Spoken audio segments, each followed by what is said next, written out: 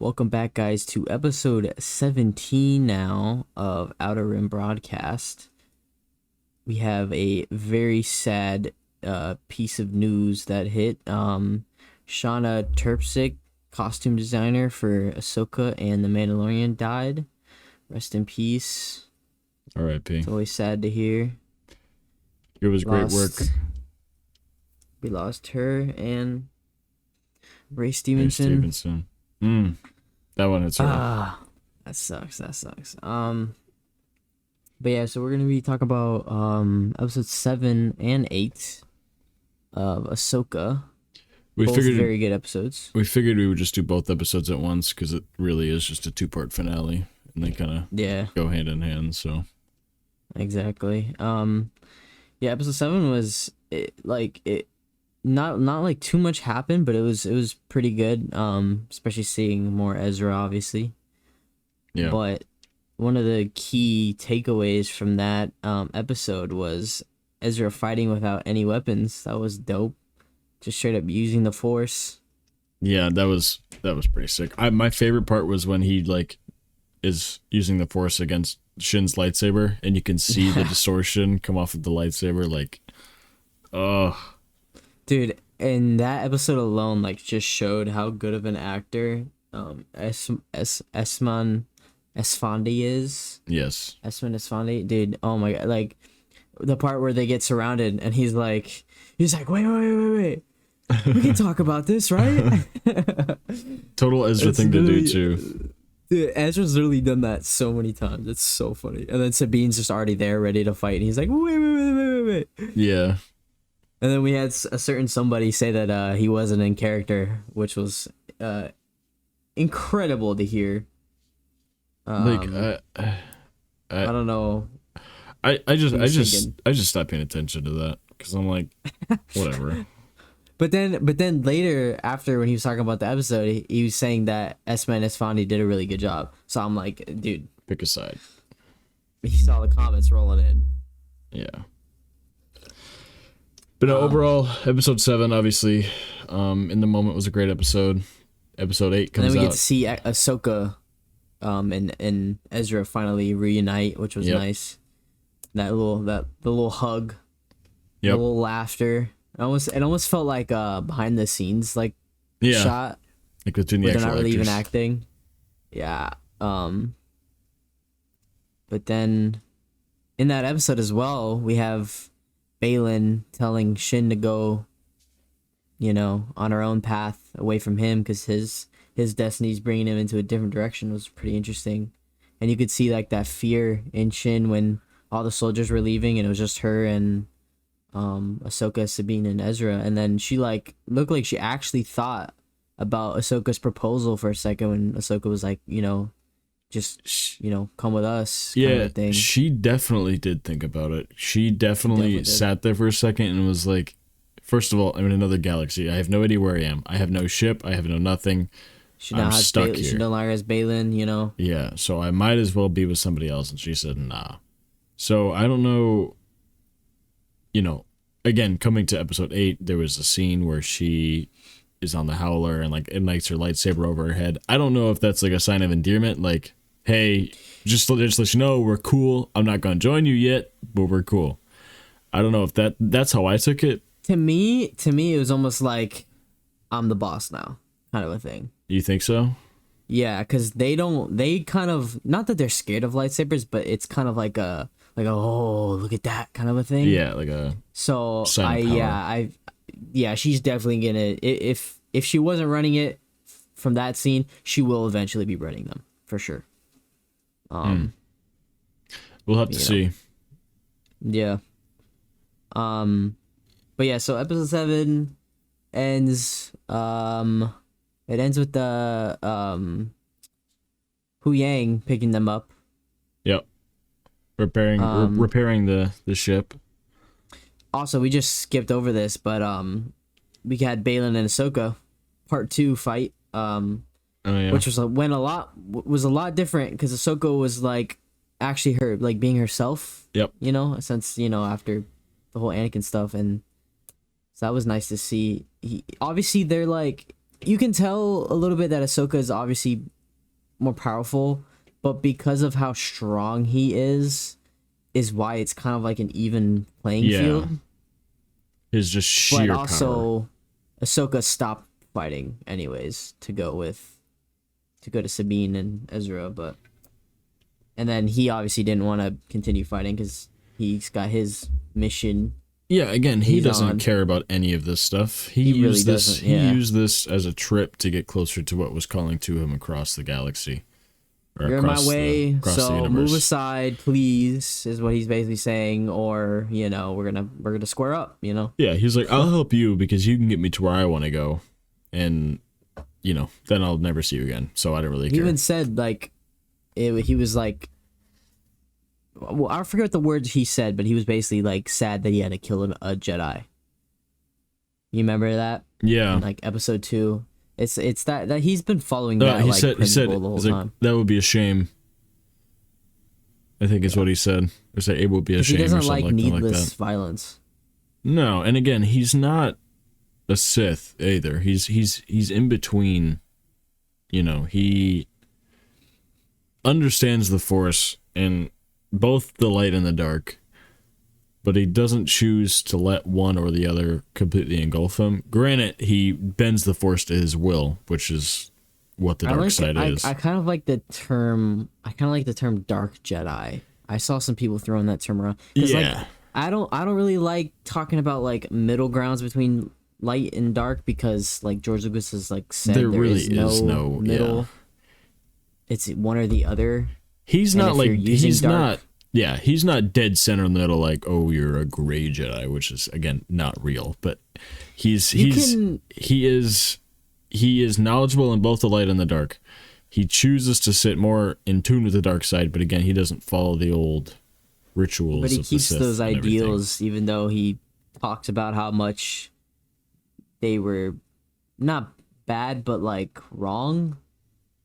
I mean, Kinda like it led to both of their demise, Right. the Jedi and the Sith. So, but then he says that, but then his Padawan Shin, or his apprentice Shin, has a Padawan braid in her hair. It's just like, really, buddy? Yeah. I think you like the ideals a little bit, buddy. So, I don't know. I guess one way I look at him is you can see him as like how Ahsoka was after she left the Order, where she's still a Force user and stuff, but she For doesn't. her- She's not a part of a thing. Yeah, but, But- for her, she would be. I mean, obviously, she'd be on the other side of the spectrum. So But she's if more there was, towards if if Balin, yeah, that's a good way to put it. here. I Because have a better Ahsoka, example. yeah, Asajj Ventress after she wasn't with the Sith anymore. yes, I think even she would. That's closer. She was even farther past Balin. More towards towards the the end dark. of Clone Wars, she was definitely more to the light-ish. Yeah, I still think She she was stopped- not quite as to the light as Balin was. Granted, I think I don't know if this is Legends or canon now, but eventually she gets turned back to the light by Quinlan Vos and they get married and Yeah. whatever. But And then he ends up being bad and stuff. Yeah. Apparently, I don't know. But no, towards the end of the Clone Wars where she's just working and being an assassin. I mean, Yeah, when she helps, see she her. literally helps Ahsoka too. She helps Ahsoka, but then And there was Anakin. that arc where she was a bounty hunter on that weird train thing, and she figured out it was like a slave or whatever it was going to be given to the king of whatever planet they were on. Yeah, And she like, helped him, right? Yeah, she Yeah. just was like, yeah, this is messed up. Because she realized she was just being used. Yeah. You know. No, And that's then- a good way to put it. And Ahsoka realized she was being used. Yeah. By the Jedi. So. Yeah. Both systems were broken, so Yeah, we But kind of no. went deep. we did go deep. That's what that's our job. That's though. that Clone Wars lore for That's you. what we're here though. Speaking of Clone Wars lore, while we're here, at the very end of episode 8, we get a little snippet of what has been calling to Balin. Let's get there. Let's get there. But that was a perfect segue. No, I've been waiting for a week to talk about this. I know you want to talk about it so bad. All right. Continue. My bad. So we see at the very end of episode 8 what we believe has been calling to Balin. It's so obvious that it can't not be. But at the very end of episode 8, we find Balin on the outstretched arm of the father, like a giant statue carved in the side of the mountain of the father. To his left, to screen right, was a statue of the son, and to the left was a spot where the daughter would have been if it wasn't destroyed. And something interesting that I've like kind of was it destroyed, or is it like, or was it ever there? Is that what you're getting at? I think there was a body, like a body of statue. There definitely was a body. There was no head. So, but it didn't look like it was like destroyed. It just looked like it was just weathered. Like flat. Yeah. Or I don't know. So I've done like some research on all the Mortis gods and things. Oh shoot. How they're connected to Dathomir, how they're, how far back in time they go, some other things I'm going to get into. But so the Dathomirian, or I guess better way to put this is the Night Sisters, or the witches, they originally praised the son and the daughter in their animal forms. I think there was the fanged god, which was the son, and the winged goddess, which I guess was the daughter. There was light and the dark. It's unclear whether they knew about the father, granted the statue being there and the homeworld of the Night Sisters, or the ancient world of the Night Sisters. The fact that the father is there, to me, says that they did know about that. Yeah, for sure. So I thought that was a little like cool little connection. Mother Talzin speaks about that in the Book of the Sith. Also, I am straight cap, and I just looked up a picture, and the daughter's head was definitely destroyed. Yeah, it was messed up. It was there at one point, that for sure. Yeah, how that happened, we have no idea. But whatever, it's not there anymore. Also, I would like to point out the son's like statue does look a lot like Sam Witwer. Both statues look very, very close to how they did in the Clone Wars show. Yeah, like I could see them using Sam Witwer to have the son in live action. And maybe that was his extra credit. Maybe he was just like the stand-in model for that. Remember in the first episode when Ahsoka gets the map the first time, how we hear Sam's voice. Now I am very sure that it was the son and not Maul. It was the son. What did he say? 100% the son. What was the line? Do we remember? I don't. I'll have to go back and watch my own podcast to remember. But yeah, because we talked about it. Yeah, but I remember we were like, it was either Maul or the son, and we both said it was probably the son. Now we know it was 100%. Because at this point, the Sith do not live eternally. Palpatine, whatever, had his soul transfer thing. But like Maul, once they are dead, they're gone. They're not. There's no voices. There's no Jedi ghosts. There's no nothing like that. However, the son being this celestial being, could have a possibility. Granted, he did lose all his power and he is dead, but he is a Force celestial, so like who says if they're really dead or not. But anyways, back to what I was saying before. Actually, quick side note, I really think it's cool how like Ray Stevens' last scene, as far as we know, in Star Wars is him on the hand of a god. Yeah, that was such a fire scene. In like, that was like a Game of Thrones shot. It literally was. I mean, the fur on his coat and everything, or on his cape and everything. But anyways, he comes up, he walks up on the outstretched arm of the father. He looks on into the distance. In the mountain ranges, we see one particularly tall mountain with a bright light on it. Now, the light is very tall and skinny and bright. Now, this is the same sort of light that Anakin saw on Mortis. That was to the monastery of Mortis. And it was the father calling to Anakin. But so, I would like to point out some differences here. This could be lighting. However, in Clone Wars, the light is like a purple, a bluish purple. And in Ahsoka, from this picture, it looks like a reddish white. I was going to say, there was like an orangey tint to it. Right. Like a gold almost. Almost Okay, I never mind. I was reaching. I was about to say almost like his lightsaber. I was No, trying no, to no, make no, some no, crazy no, connection, no, but no, no, no, not even close. Not even close. So yeah, Um, it could be like a sign of like a darkness, or it could straight up just be the atmosphere and the light and whatever. But it being Star Wars but and it being Dave Filoni, it probably is a sign for the something. light is definitely probably meaning some, yeah. But I would like to say that so we do know that the father is quote unquote dead. The daughter is quote unquote supposed to be dead. And then the son is quote unquote supposed to be dead.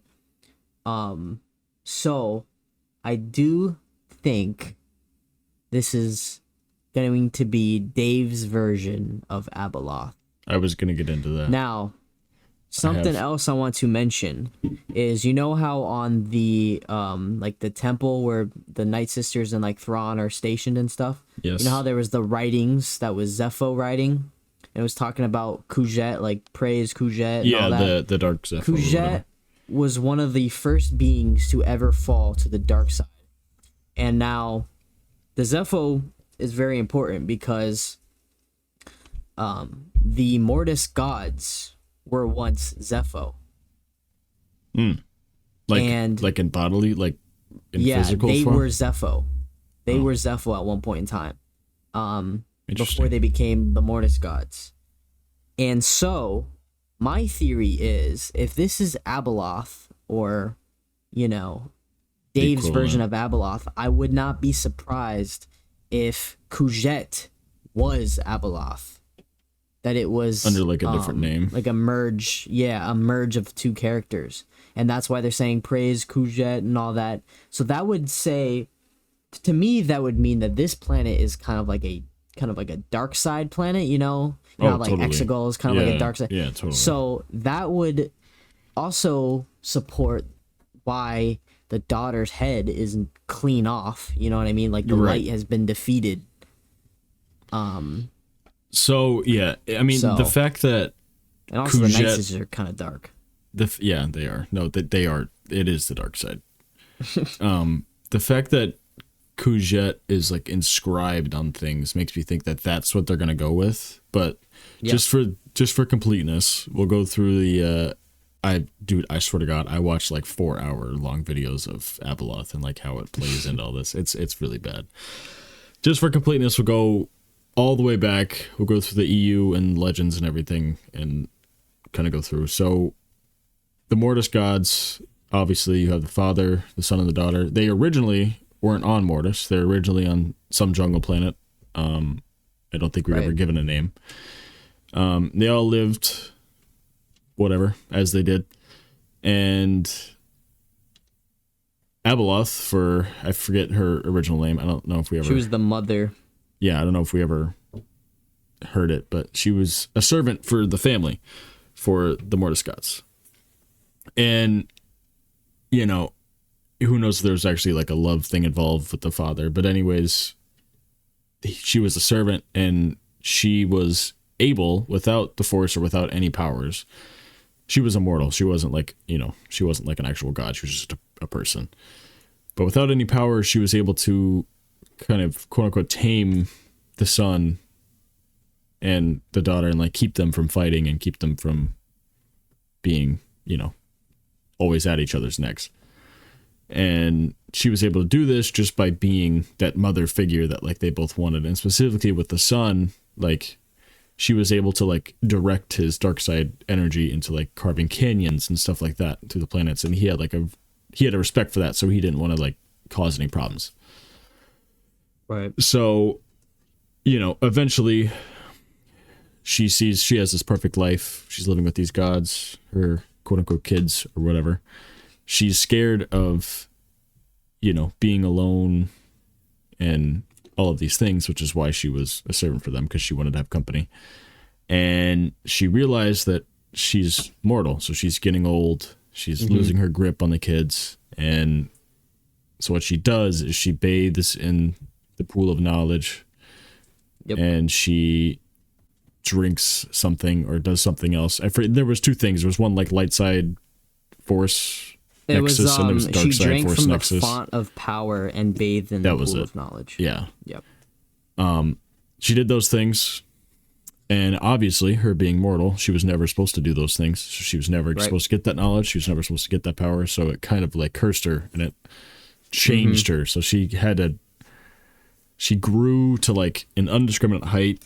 Her arms were replaced with tentacles and like her mouth widened and got sharp teeth. And then she got the same like black void eyes that the son had. And yeah, she went psychotic. So instead of, taming the son and the daughter by, a healthy way, by like directing their powers into something else, she forced them like onto their knees. Not quite like Anakin did, but like really by force. And the father got terrified. So basically the son and the daughter went out and made a little contraption to keep her in.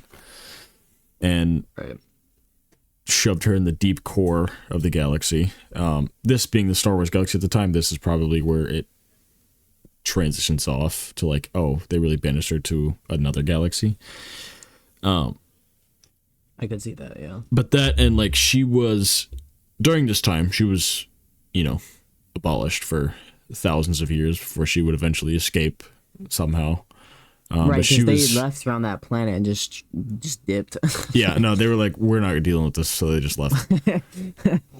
No, but she was able to, at least in Legend, she was able to, from across the galaxy, call on to, people that were very strong in the Force and specifically in the dark side, and Right. get and them if to they come weren't in the to dark her. side, she'd twist them.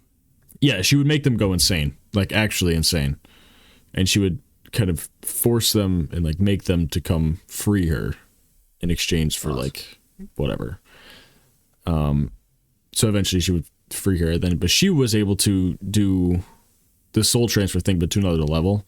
She would completely, like, instead of just like kind of sharing the same body with the soul of the original body, she was able to completely take over the person. So like when she would enter the soul of another person, she would render that person dead. Like it's like they're dead, and she's just like reanimating their body basically. Yeah. So at some time in the Old Republic, or way even before that, she took over the body of a senator. Took over a body of a senator, and she realized that like it deteriorates way faster than like a Force user does. So, but she eventually took over the Senate one time and then escaped another time. But there's a cycle of her escaping and getting rebanished and escaping, getting rebanished. Yeah, because the son and the daughter would always have to do it. Yeah, they would always have to like rebanish her. Mm-hmm. And fast forward to Grandmaster Luke times. What's crazy is that Abeloth was so crazy, even the son was like, nah. Yeah, she was like, all right. And he's supposed to be the embodiment of the dark side. Yeah, and he's like, all right, you gotta relax. Even he's like, you gotta chill. Yeah, but fast forward to Grandmaster Luke times. There was a time when Abeloth was trying to call out to Luke and to, I believe, I think in Legends, Luke's son was named Ben. And Jason. Yes, Jason was. That Jason's, was Luke and Leia's. Leia's. There was also an Anakin Solo. I think in this specific story, it was Luke, Jason, and Ben Skywalkers that were getting called out by Abeloth, and Luke was like, "No, we're not gonna do that." So eventually, she kept calling out. Luke was like, "All right, here's how we do this." Yeah, Ben Skywalker. He tried to like feed her into a black hole or something. That's how he defeated her. Was setting her through a black hole. Yeah, I don't think it actually killed her. I think it just, again, rebanished her for a little bit. Yeah, exactly. But, I mean, that'll delay her a little bit. So, anyways, back to Ahsoka. A lot of people think that this is what is calling to Balin, which would make sense. Again, the story is up for grabs, basically. Obviously, it has some connection to the Mortis gods. The only thing that we've gotten so far is Kujet / Abeloth. And, I mean, it's a really easy story to make, and it'll be a really good one. I feel like they do have to be careful, though, again, with like the insane amount of power that this deity would have, specifically Abeloth. Like, Yeah, she'll be toned Ugh, down for sure. That's why I think the merging of Kujet and Abeloth is a really good idea I do too, because because then it's just like a psychotic ancient, basically Sith Lord. You know, I yeah, mean, Kujet wasn't a Sith, but you know, insane Darksider that has just been able to. somebody who fell to the dark. Yeah, but yeah. Either way, let Dave cook. So yeah, I mean, Moral of the story: let Dave cook. yeah, and it makes sense why Balin would be calling out, right? Because he already has that drive to get that extra power and all that stuff, and it's interesting that it's not making Yeah, him go insane. Granted, I don't know if you call going to another galaxy and like deserting your well, only partner not insane. yet. He hasn't gone insane yet. True, That could true. still happen. But so we know Balin. Obviously, he's pretty good with the Force. We can see that Yeah, just from him being able to fight Ahsoka. just his age and experience. Exactly. So we do know if it is, if it's Abeloth, but it's a merge with Kujet. I'm sure she has like different names. Like Kujet, she could be known as Kujet to people, Abeloth to people, the mother, Yeah, whatever. yeah, yeah. So we'll just say Abeloth just for simplicity. So if Abeloth is trying to reach out to force sensitive people to try to help get herself out of her situation, whatever she's in, to free herself basically, and she probably sensed Balin and sensed his how he felt and how he, the cycle or whatever. Yeah. So I'm sure she will probably feed on that. And so she's making him think that the power he is going after will help him do that, but it's a lie. And I'm sure he'll end up freeing whatever it is, if it's Abeloth, and then instantly regretting it and Yeah. realizing that he was wrong and he was played a fool. But I think by then he'll probably be dead and it'll be too late for him to. I do think he will die. Yeah, Whoever he I frees will kill him. absolutely like Or immediately. yeah, well, he'll either die or be warped so much that it's not even him anymore. That or You like know that or like the soul transfer thing I was talking about where she would just take exactly. over the Yeah. body and like he would be rendered dead, like his soul no longer exists, but his body is being reanimated into something. Or yeah, or like what the son did with Anakin a little bit. Or like yeah, show him the future and like make him become somebody Just else. yeah, exactly. So speaking of reanimated, not to like get off track here, but we saw the night troopers slash like Huh. dead death troopers. Yes, I thought it that was was really sick. cool. We It got was like Death Troopers. we got dead death troopers, but it was like a I little will say, callback to there was a book about like a yeah, the Death Trooper book. star destroyer that like got lost in the unknown regions, and there And then they was found it, and it was just yeah. I forget what it was called, but it was like a It basically was straight like up called Death Troopers. no like the basically like venom like creature like Spider-Man venom Oh, that like took over their bodies and like made them into zombies. Anyways, I thought that was cool. Disregard. I don't remember. It was some weird name. Again, Legends that doesn't exist anymore, but like I thought it was just cool. Like seeing like the broken open mask and seeing like part of the zombie face of a death trooper. Yeah, it was a prison barge, Yeah. Imperial prison barge, and it was a horrific disease so lethal that within hours, nearly all aboard the Purge, which was the name of the ship, will die in ways too hideous to imagine. Trying to see. No, yeah, there was some organism basically that would like has the power to take over the entire galaxy if it wasn't locked in the unknown regions. Well, Han and Chewie are in that book. Dude, anything that has anything to do with Legends, the main original characters are always in there. Yeah. In fact, which is cool. I think Chewie was the one that let out whatever it was that started it. Unless I might be thinking of a different comic. I think I am, but no. I think that I've said this every single time, but obviously they have to be careful with, unleashing this insane powerful deity, whether it be Abeloth, Kujet, or whatever it is. It could be somebody completely new. It could just be, again, we're going off of things that we have, granted legends, but things that fit the puzzle pretty well. And we're really not going to know until Dave Filoni's movie comes out, I'm going to think. Yeah, and Dave always says, like, if he's gonna do something from Legends, it has to be done right, because the people who are fans of that in Legends need to be like, they need to feel validated too. You know, it can't just take something that they know but then have it be completely different, because then there's no point. Just make something new.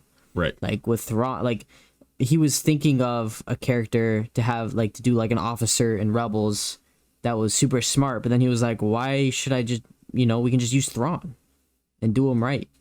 Yeah. And stuff like that. So and good Lord, they did him right. Yeah. So if it's Abeloth or whatever, it will have to be done right. So, and it will. It obviously will. But like my thing, I have another question about this, is if Anakin has taken the place of the Father and is in the world between worlds and can see through all of these doors and everything, whether he like stays in this realm or if that was just he was there because of Ahsoka, whatever. If that's the case, would he know about this greater power, whatever it is, Abeloth, Kushiyat, whatever? And that's probably partly why he wanted to go to her and finish her training, to get her right. And then exactly, and then like the shot we see at the end of the episode 8 where he's watching her and he's smiling, and it's like, it's so dope because it's the first time he's like seeing he did something right finally. Yeah. Ahsoka, he did right. Yeah. From the beginning. That's like that's his greatest achievement, in my opinion, is Ahsoka, because obviously Luke isn't, because he was Vader for most of Luke's life. So I see Ahsoka as his biggest achievement and accomplishment, other than obviously, actually fulfilling his destiny. But I'm just talking about on an impactful level. So like, out of all his relationships. Yeah, totally. I get what you mean. His biggest achievement was Ahsoka, Absolutely. She's everything he is, but better. Yeah, exactly. In a way. So exactly. So that's dope. It's always good when a master actually succeeds in training an apprentice that then doesn't have the same problems as the master. You know what I mean? Like, he did his job. Right. Yep, I get that. She's got all the good parts of Anakin and none of the bad. Yeah, anymore at least. Anymore, right, exactly. The only reason why she had some of the bad was because she was worried about getting the bad. Exactly, yeah. Which he had to show her that. Yeah. Anyways, what were you saying? So, also, right before that scene happens, Sabine looks out in the stars and, like, she feels something. She's like, right. I sense a shadow in the stars or something. Something like Shadows under the moonlight, yeah, whatever it was. Starlight or something. Do you think she was like, because to me it sounded like she was sensing something dark. Granted, it could literally just be Anakin showing up and she's like, I feel something here that I like don't know what this is, but like I feel like a movement of the Force. 100%, I think that's what it was. 100%. You think it was Anakin? Okay, because then Ahsoka reacted to it and was like, I feel it too, and she's like looking at Anakin. Granted, I don't know if she could see Anakin though. No, it didn't look like she could. But I think Ahsoka could. Ahsoka could, but Sabine couldn't. Okay. Yeah, because she looks right where he was and smiles and then walks away. If she couldn't see him, she at least knew he was there. She could feel his presence. Yeah, but like she for sure could see him, I think, because like in Return of the Jedi, for example, Luke can see Obi-Wan, Yoda, and Anakin, but nobody else can. They're only showing themselves to him in that moment. Right. And it's what Anakin was doing. So I think Sabine sensed something good was there, and that's why, because when you see Sabine's face, she doesn't look like scared or anything. She's like confused, interested. She's like, yeah.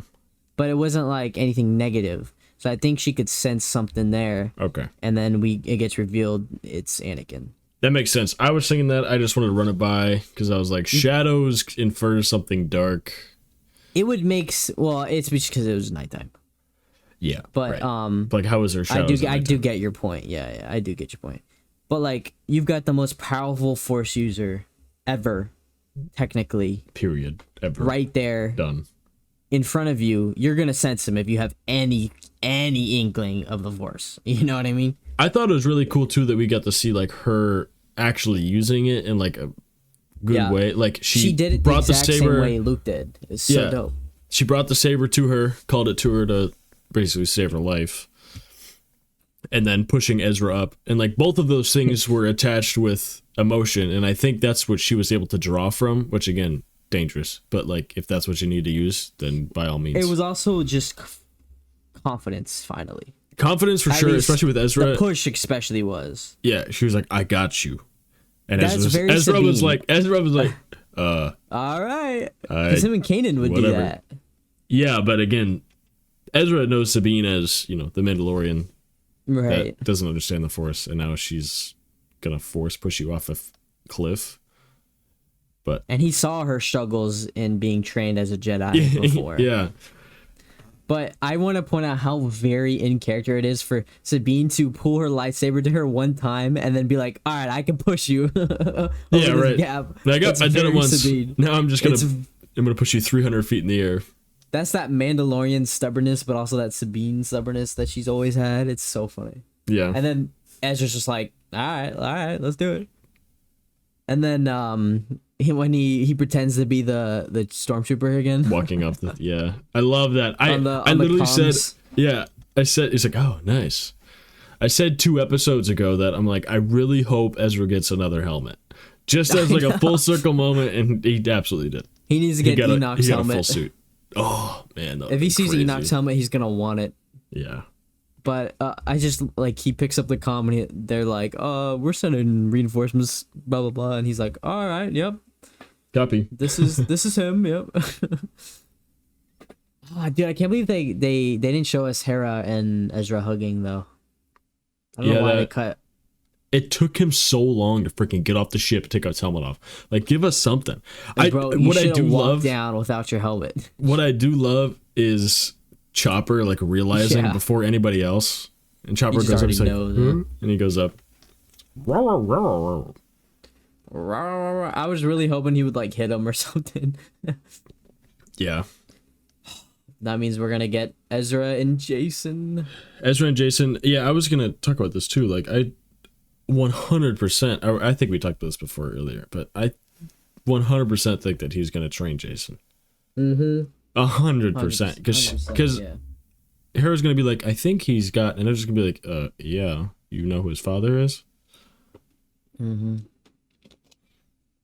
Yeah, I can definitely see Ezra training Jason, and I think that'd be dope. And then maybe Ezra will end up giving that lightsaber he made to Jason and stuff.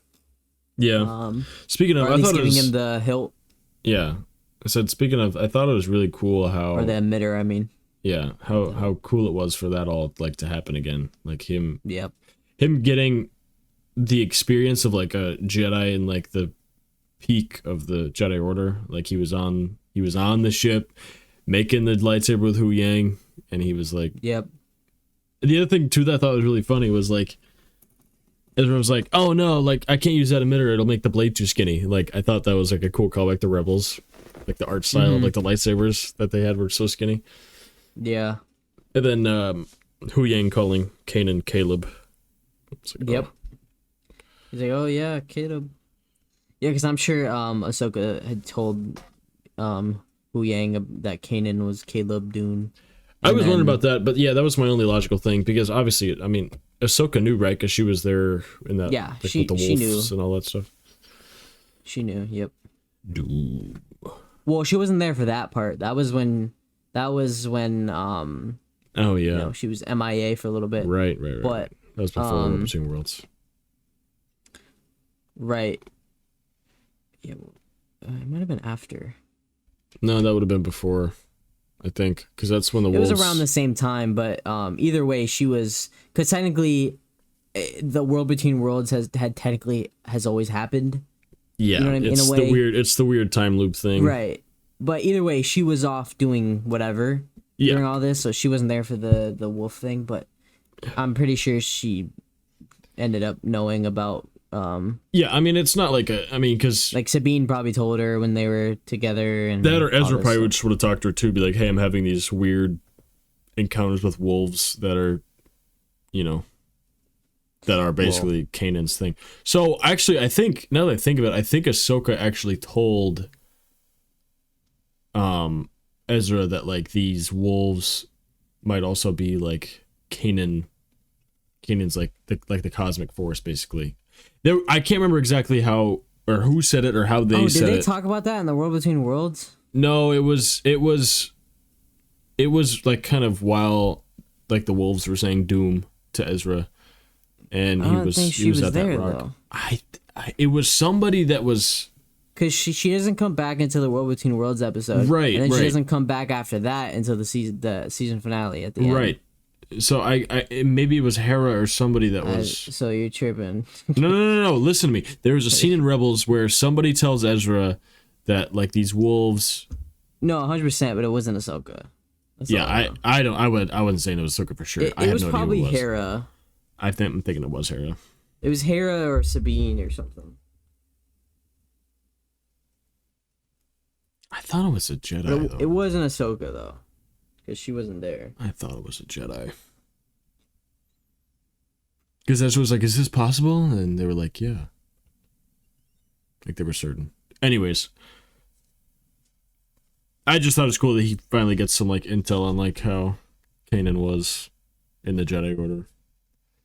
I think it's like a good full circle moment for him, and obviously the exact emitter that was Kanan's that he had kept in case he needed a spare part or anything. It might have been Sabine. I'm looking at something and I don't know if it was in the same conversations, but Ezra and Sabine were saying, I thought I saw something. I think it's a Loth wolf. No one's seen them in 100 years, but I think I keep seeing one today. A Loth wolf, like from those old cave paintings. I don't know if it was in that. No, it was after that because it was after like they like the Lothwolves were already being seen and they were already like riding them and everything. And it was like Ezra was in this weird vision state and he was sitting in a rock and it was like an open field and then it was like the huge wolf. There was one where it was like three wolves in one. And that was the one that was saying doom. And right after that is when he said it. Anyways, who gang knows, and yeah, Right. I think that's a really cool like I don't know, like a really cool connection. Bro, Ron is gonna lose his mind when he finds out that Anakin had two kids. One is a Jedi and the other is leading the Republic. He's gonna lose it. When he's like, oh, there's a Jedi coming after us. Oh, who's this? Oh, it's Anakin's son. He's what? What was his last name again? Wait, repeat that one more time. Oh, What's your name? Wait. Oh. I'm Luke Skywalker. at that point, dude, just like end it. Just end it all. You've had enough. You're not gonna win against the Sky. I'm sorry. It's At not that gonna point, happen. he's just switching sides. He's like, you know what? Yeah, I'm with you guys. because at this point, right, to get my timeline straight, this is my big problem. I can never get the timelines like right, like what's happening during this. Yeah, you suck. So at this time, Luke is rebuilding his Jedi Order. He's going around looking for like Jedi candidates. artifacts and stuff. Okay. Oh, like Battlefront 2. He's finding the Jedi lore. Okay, after that, never mind. He's doing that during Battlefront 2 as well. That's way after. That's way before this. Yeah, he was just vibing out there in Battlefront 2. He's just vibing. Yeah, Got it. Okay, that's what I thought. but that's why he like sends Grogu and stuff. Yeah. Because Grogu reached out in the Force On Tython. to find somebody, and of course the most powerful Yeah. Jedi at the time is Luke. He senses it right away. Right. Only he could probably sense that at that time. Yeah, I'd agree. So yeah, but if Abeloth and stuff is involved, 100% Luke will start to get involved. I think. I mean, would you think that he's going to be in Filoni's The movie? movie? Yeah. Yeah, I think so. Because this is it's Mandoverse time. I'm assuming it's going to take place right after Ahsoka, because again, Ahsoka is Dave's like creation, so there's no chance that he doesn't use it in his Star Wars movie. Like this I hope is they his big don't break.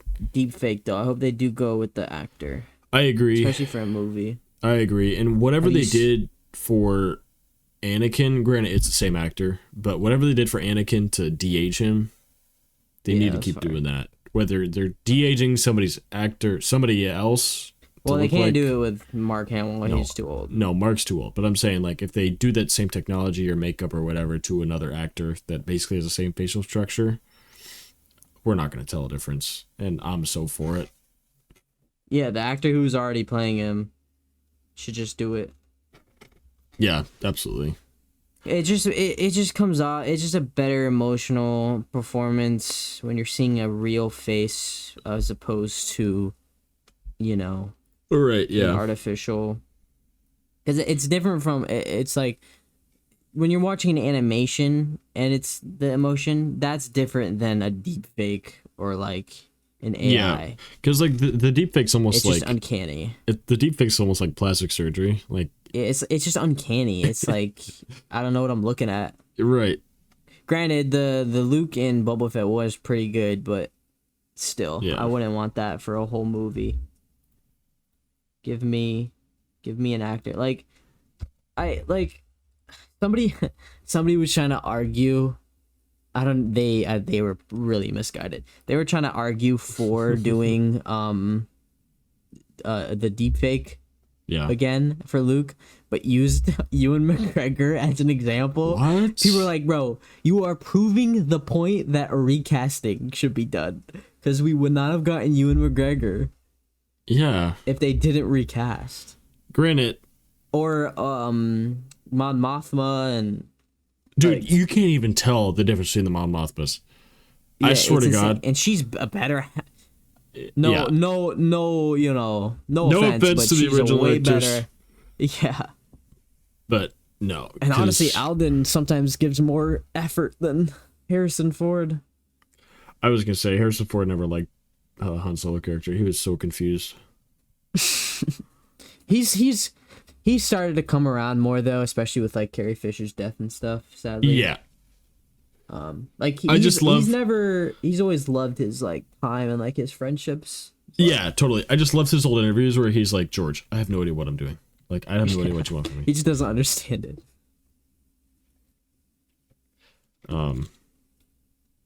So it surprises me that he actually did that cameo in Rise of Skywalker. Yeah, but again, that's why he That's why he makes the big bucks. was thrown off a balcony, is what I was gonna say. Well, I mean, in Rise of Skywalker, when he was already dead, he made an appearance. Oh, that's right. I've seen that movie twice. The first time was in the theater when it I came really out, like that scene.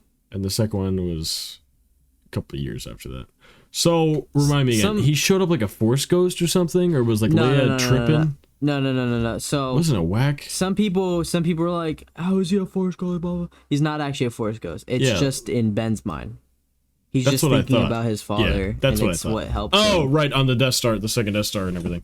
Yeah, Yeah, it's yeah. a really good scene. It's probably one of my favorite scenes. Yeah, no, that was definitely not a Force ghost. That I knew. But Ben's just going insane. Or Kylo, I guess, at that point, I don't know. Right. Forgot about that. Wow. I gotta rewatch. We're rewatching everything, so including the sequels. Have you ever watched the Resistance show? No, but I was talking about it with my dad when we were at Galaxy's Edge, because we were on the smuggler ride where you're in the Yeah. Millennium Falcon, and that show takes place with the Resistance, because okay. Hondo's in it and he has his own company. I love that. He's got a it's basically, he's still a smuggler technically, but it's like legal. But the Resistance characters are like talking while you're in the line stuff in the line for it. Okay. Yeah. But yeah, my dad, he was like, it's all right. He's He like, it's watched it? definitely more of a kid show. Yeah, he watched it. It looks like it. It looks like very bright and very like. But Jedi the senator Academy. in Ahsoka that like is always talking trash to Ahsoka Shion or to Hera. whatever. Yeah. Yeah, that's the main character of Resistance's father. I did hear about that. Xiono. Gianna, that's Senator Gianna, that was it. Mm-hmm. Dude, I hate that. That's his father. Also, and he's still a jerk in Resistance. I totally forgot about this. C-3PO. Or was that episode 6? Oh yeah. Episode 7 or no? Seven. Because Chopper was in court like as like an actual like person in power. And we're like, everybody's trying to be like, oh, he's on trial finally for the war crimes he's committed. Now he's like yelling at Senator Xiono to like shut up. But no, C-3PO showed up. He's like, Princess Leia, or I guess General Organa. I don't really remember her official title at this point, but sent C-3PO to relay a message that, you know, Hera's mission was always a secret plan and everything. It was approved by her, yeah, and that secretly, and they didn't want to cause any stir up in the and that because it's such a big deal. And that the vote about not having the mission was void because they didn't have her in it as well. Yes, they didn't invite her to it. So and they're like, great, and you can tell she kind of like technically there's no rank, but she technically like outranks that guy. Oh, absolutely. And the other senators, so it's like absolutely you can't really say anything to her. Well, again, she is like the leader at this point, right? Because this is well into it's the Mon Republic. Mothma. Mon Mothma's chancellor. Which she's definitely a better leader because she's been in the fight longer than Leia has. Yeah, well, she's been in there since Republic times. She was a Republic senator. She was the one who kind of started the rebellion. As we saw from Andor. And then Leia helped and then joined in. It's basically Mon Mothma then Leia. It's basically what it is. Yeah. But then Mon Mothma listens to Leia a lot and stuff like that. Like they work together. So they're the Leia is a general, power right? duo. But like if she was a general, then why would Hera's the same rank? What's above a general? She's like a general, but she's also one of the senators on the like council that they have. Grand Admiral Leia. Yeah. I don't know. Well, see, Grand Admiral was still under like what's his name? Tarkin. Tarkin was still ahead of Grand Moff. Thrawn. Yeah, Moff. Really? Yeah. Interesting. I didn't know that. Because I thought. Yo, what? I'm searching up Moff Tarkin, and the first Google search is Moff Tarkin gay? You heard it here first, folks. Grand Moff Tarkin of the Empire has just come out. The Empire supports the LGBTQ community. But also Tarkin was Grand Moff. Yeah, he was Grand Moff. That's what I said. Well, so is Grand Admiral. I'm pretty sure it's... Are you sure? I don't think that's true. Yeah. It says Tarkin outranked Thrawn since he was a Grand Moff, which is a political rank, whereas Thrawn was a Grand Admiral military rank. I see. Okay. I didn't realize there was a distinction between army or military and political ranks like that. Apparently, Tarkin was governor of the Outer Rim. Yeah. That I knew. But yeah, I didn't realize there was separate like political ranks versus what's it called? Army ranks. That makes sense because then like the political ranks could like order the military to do whatever, so they would have to outrank. Yeah. Grand Moffs control several planets / entire sectors of space. Grand Admirals control entire fleets and have special authority when giving commands. Grand Moff is a political title, while Grand Admiral is a military title. And then this person said, I think Grand Moff is more important title overall, but I guess it's debatable. But yeah, Tarkin could technically void some decisions Tarkin would make depending on where they are. Right, because that'd be like his territory. Tarkin, exactly. He could be like, yeah, you're in control of that fleet, but I'm in control of this entire sector, so you're not doing that. Looks like, let's see, the badges on Yeah. your uniform. So Tarkin has 6 blue squares on the top row, and then 3 red on the bottom, and then 3 yellow. While Thrawn, Well, he had 3 sections of colors, I believe. he has the exact same amount, but they have them in different parts. So he has 3 blue, then 3 yellow on the top, and then 3 blue, 3 red on the bottom. So they have the same amount and same color amounts, but on different placements, which is interesting. Yeah, that to me almost seems like it's like the same level, just different. Like, yeah, it's political. Denominations. Like, they're the same thing, but in different ways. So it's political, and then one's, Right. Yeah. see this? Okay. Yeah, totally. Yeah. Different designations, but like same power. Right. Plus, they both have like 4 clearance sticks or whatever they call it. They're like the same rank, but on different reasons, for different. Clearance. But then Grand Moff is probably more important. Just because it's a political, that makes sense. Right. And that's what most people will see. Right, because they're the ones that are most vocal. Right. And the most hated. Yep, and the most public, which means the most hated. But and then Moff, technically Tarkin outranked like Vader, in a way. He outranked him by rank, but I don't think Vader had a rank. I think that's why. No, he was just the assassin He's of the Lord of the Sith. But like he would listen to Tarkin though. Tarkin would, like, when he's choking the guy. Yeah, they had respect for him. Tarkin's like, release him. They had respect for each other. Does. Again, because Right. of the arc that we saw in the Clone Wars where Tarkin was a captain, Anakin I and believe. stuff too. Yes. I don't know.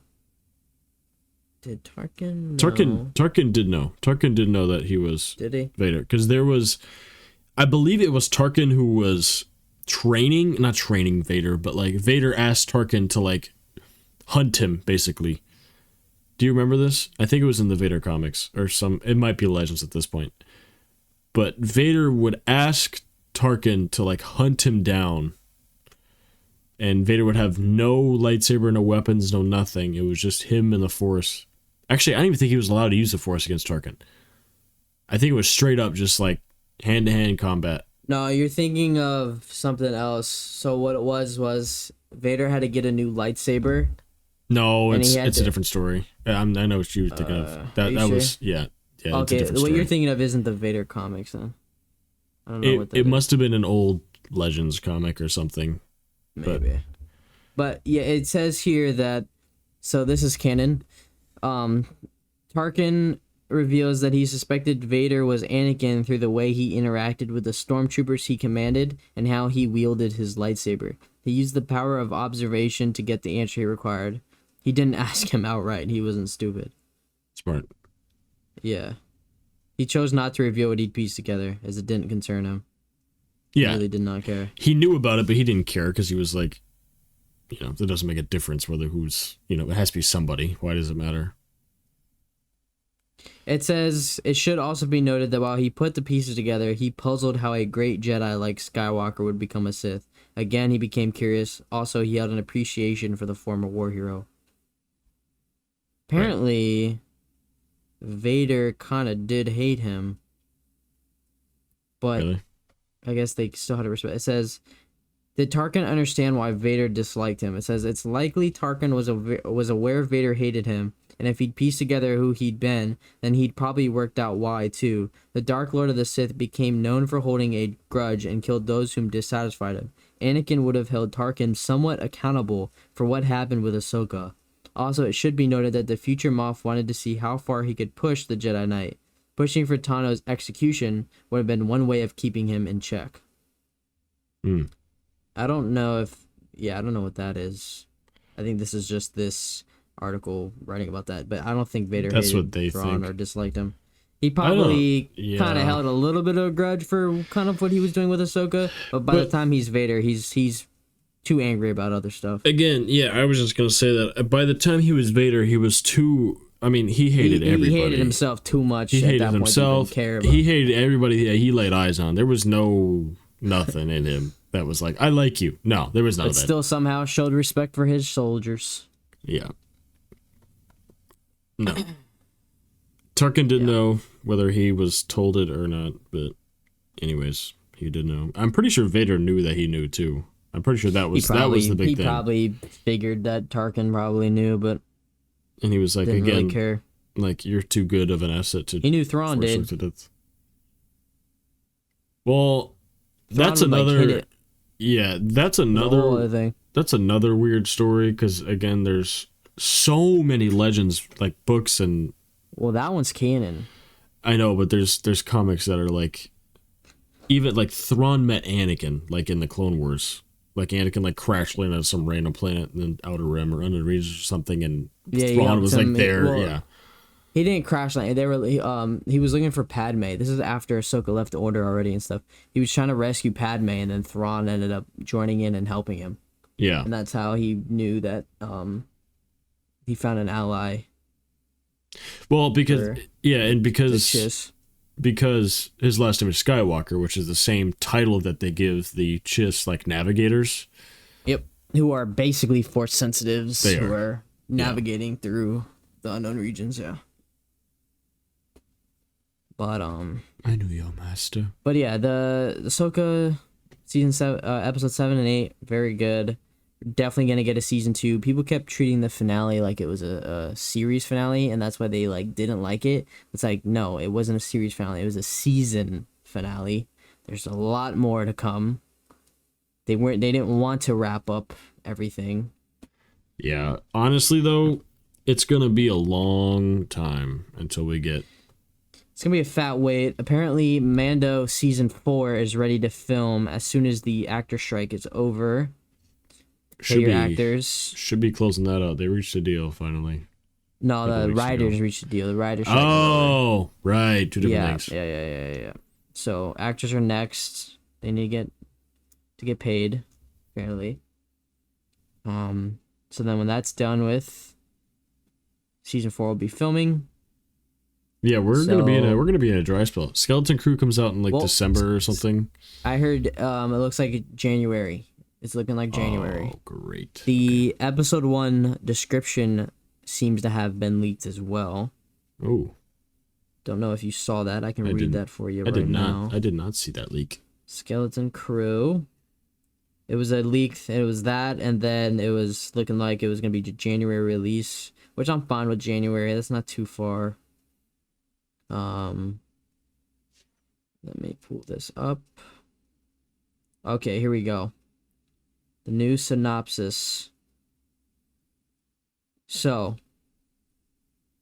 in the first episode of The Skeleton Crew, we are introduced to 4 kids who make a mysterious discovery on their seemingly safe home planet and get lost in a strange and dangerous galaxy. Finding their way home, meeting unlikely allies and enemies will be a great adventure than they have ever imagined. I'm ready. I'm kind of excited for this. So, it's gonna be different. They're in a different galaxy? No.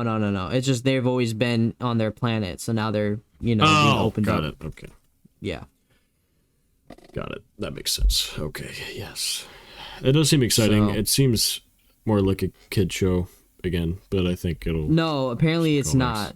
They've really? Explicitly said many times, like, while this show is technically about kids, it's not a kid show at all. Awesome. Yeah. It's animated in the Clone Wars style, correct? No, it's live action. Oh, it's live action? Yes, it is live action. Dude, where have I been? Directed by, I have no idea, bro. It's directed by, or I don't know if it's he probably directs some episodes, but it's created by John Watts. Okay. Who did Spider-Man, the MCU Spider-Man. But Jude Law is one of the main characters, and he's like the one who's kind of trying to help the kids. So that's fire. We've talked about this before. You knew it was live action. Listen, before. You just kind of it's been a long time. Yeah, I'm ready. This show and then Acolyte. I'm very ready. I cannot wait for Acolyte. That's gonna be so sick. I hope it's good. Oh my god. I think another trailer came out for that. or again was leaked? It leaked. It leaked. I didn't want to watch it yet until it drops in 4K. I think I not- watched it. I not forgot potato. everything. Yeah, that's true. I watched like 2 seconds and I was like, I'm gonna wait. I want to experience the trailer. It'll probably drop pretty soon. Yeah, We'll get usually a trailer for Skeleton Crew soon too, for sure. I'm surprised we haven't yet Honestly, yeah, because it's should be soon. Should be any. They're probably waiting for Ahsoka to end first. yeah. Let the hype. That makes sense. But yeah, So I'm ready for these. is Acolyte? Is that a May 4th drop? You know what? I could see that at this rate. Because Okay, Skeleton Crew is like the December/January show that ends Let's in see. February, and then you Skeleton go to Crew. March or May. let's see how many episodes Skeleton Crew is gonna be. Dude, probably like 6. They keep getting shorter. 8. It's gonna have 8. So let's say they drop the first 2 in January. Then you're gonna have 6 weeks. Pause. Okay, so January. Let's say January. Let's just say January 2nd, right? That's a Tuesday. Let's say January 2nd. Then we get the first 2 episodes. And then episode 3, 4, 5, 6, 7, 8. Okay, then it finished by like February 13th. So then yeah, I could see Acolyte dropping in May. Probably not May 4th because that's a Saturday, but maybe May 7th. They do like a double. Well, they've done the double or episode. April 30th. Yeah, they've done the double April 30th episode is a drops. Tuesday. Yeah, they've been doing the double episode. I think it works better. It helps get you hooked. Yeah, I agree. Because sometimes the first episode is kind of just like an introduction, kind of.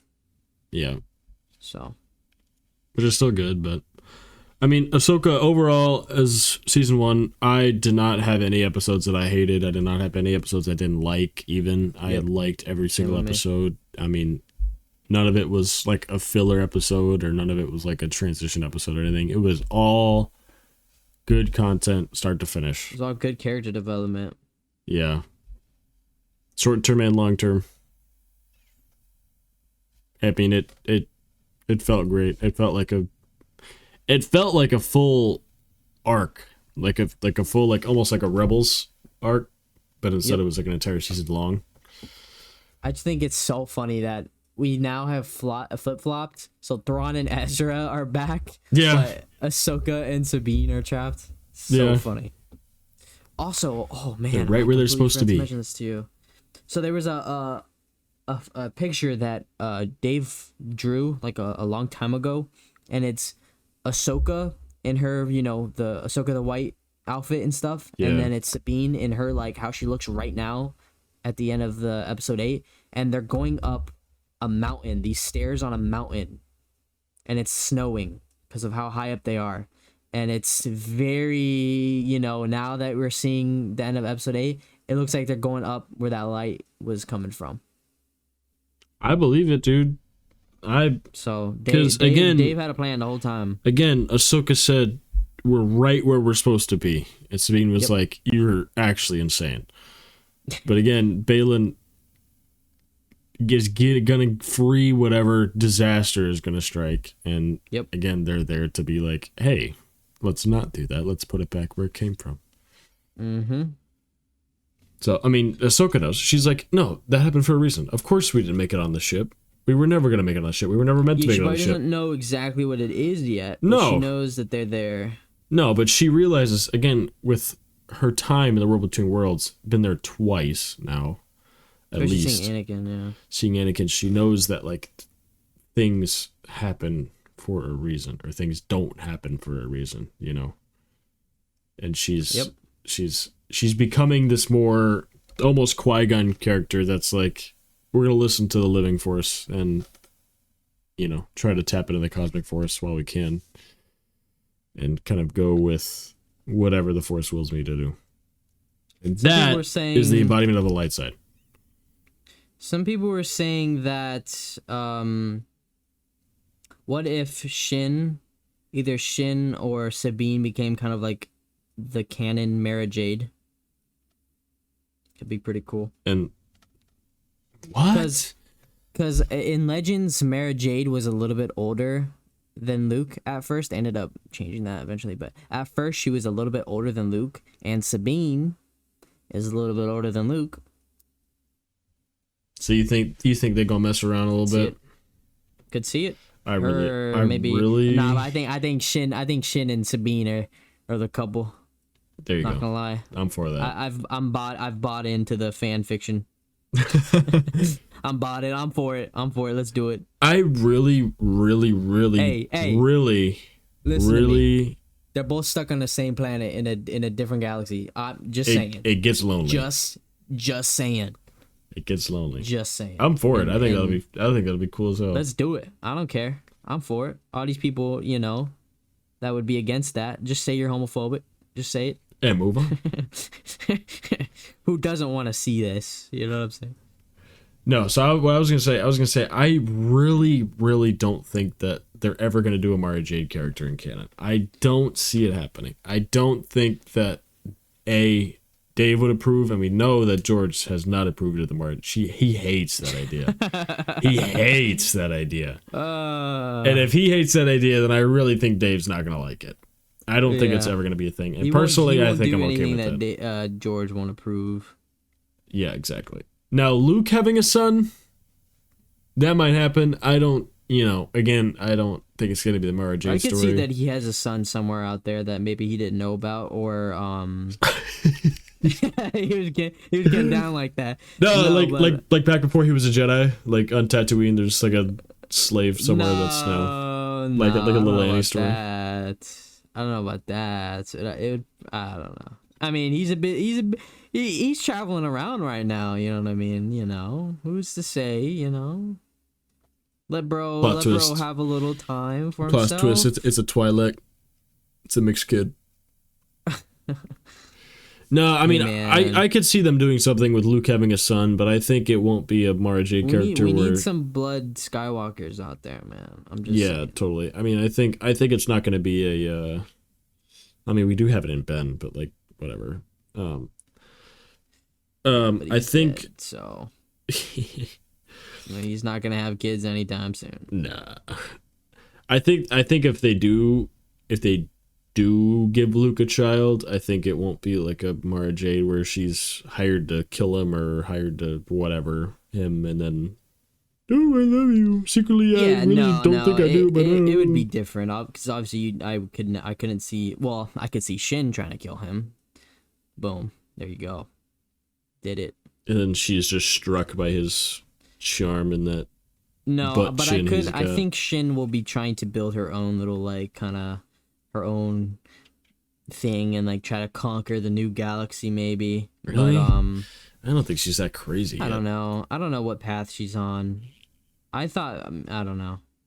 To me, she just seems like a little like skittish, like a rabbit or lost. something. She's really just lost. She doesn't know what she wants. She doesn't. Either she goes farther into the dark vibing in her meditation or whatever. She realizes like, I'm just gonna do me, and right now I'm not feeling all this dark stuff. Well, she's not doing that because she just joined the people who have been terrorizing everybody else. Again, because she had nobody else. Well, that's not true. She could have gone to Ahsoka. I don't know, man. I still think that confuses her. I still think she might turn back to the light.